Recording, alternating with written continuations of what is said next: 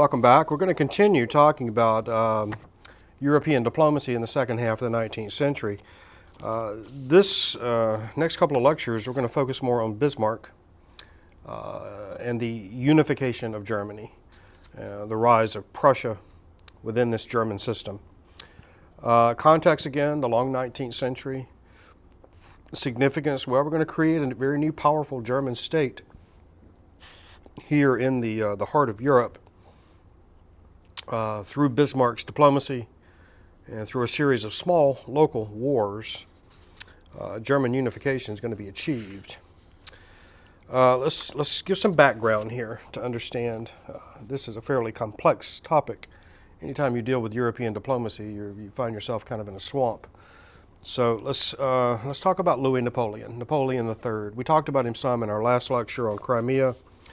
I want to talk about him a bit so you can have a contrast between the skill and subtlety of Bismarck's diplomacy and the sort of blundering ineptness of Napoleon III's diplomacy. So Crimea, France emerges victorious. Napoleon III tries to sort of reassert French power as Russia and England sort of temporarily withdraw from the European scene. Napoleon III has ambitious but ill-defined and inconsistent policies. These keep European politics sort of percolating all the time, right up until the fall of his regime. Now, the French people had given Napoleon III an overwhelming endorsement in the 1848 elections. And in 1852, the French people had enthusiastically supported the restoration of the empire. Now, the French anticipated new military victories, a sort of revival of French glory, the reestablishment of France as the great nation of Europe. Napoleon III understood these expectations, and he frankly sought to satisfy them. He encouraged nationalism, thinking this would be to the advantage of France. National unification movements in Germany and Italy proved disastrous for France, for it contributed to the creation of these new great states contiguous to France that could be potential enemies in future conflicts. Napoleon III's policy with respect to Germany was even more confused. He believed that he could sort of be the arbiter of Europe. He could maintain the balance of power between the two great German states, Austria on the one hand, Prussia on the other. His calculations and his strategy to do this were disastrous. Prussia's victory over Austria in 1866 ended any hope for France to sort of maintain the balance of power. Napoleon III tried to compensate for this fiasco to offset the rising power of Prussia. Napoleon III now made territorial demands that were hardly befitting the champion of nationalism, whereby all people should have the opportunity to create sovereign states for themselves and not be dominated by other powers. Napoleon III sort of ineptly claimed for France the Rhineland and Belgium and Luxembourg. So on the one hand, Napoleon III is encouraging nationalism among these smaller peoples, and then on the other hand, he's making demands upon these very peoples, a contradiction at the heart of his policy. In 1870, after scoring a diplomatic victory, at least on the surface, with the Prussian king, Napoleon III will continue to make mistake after mistake. What had happened here is that the Spanish throne was open, and a Prussian candidate was proposed for the Spanish throne. The French were determined to prevent this. They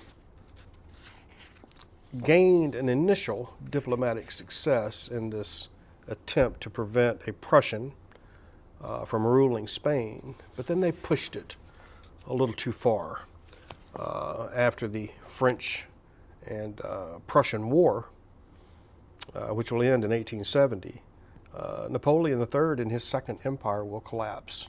So that's sort of a condensed version of these events.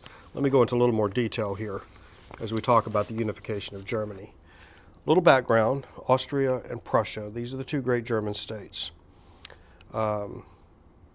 Remember, the Holy Roman Empire is destroyed by Napoleon, the first great Napoleon, in 1815. This has just been a collection of German principalities, small kingdoms. This had been destroyed, and a German confederation took its place. This German confederation obviously dominated by German-speaking peoples, but still small, weak kingdoms and principalities. But even the smallest of these German states guarded its independence and joined with the others to prevent any sort of domination by the confederation by either Austria to the south or Prussia to the north. In the rivalry between these two states, Austria seemed to have the advantage. Let's look and see why. Austria dominated the existing German Confederation, and as a Catholic country, appealed to the largely Catholic population of these southern German states. Above all, Austria was commonly believed to possess a stronger army, greater national resources than Prussia. Austria's weakness lay in the multinational character of its empire. We've mentioned this before. I talked about the troubles with the Hungarians in 1848, and then the creation of the dual monarchy, Austria-Hungary. We'll follow this story all the way into the beginning of the Great War in 1914. Austria had barely survived the recent revolutionary crisis, and most of its subjects were not even German. They were Poles and Czechs and Slovaks and Romanians and Italians and Serbs and Slovenes and Croats. So you can see this multinational state, this Austro-Hungarian state, is a precarious thing to try to hold together with all these different nationalities. Now, Austria's Catholicism was attractive to those peoples in, say, Bavaria in southern Germany, but it was equally unattractive to those Protestants in the northern German states.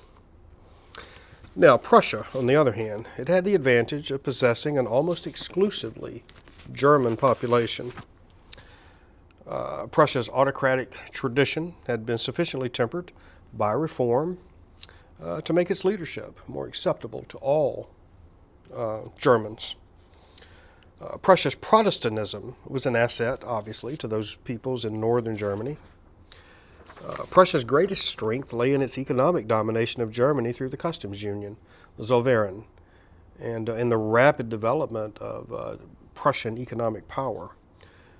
Prussian leaders ruthlessly crushed the large landowning class in Prussia, the Junkers.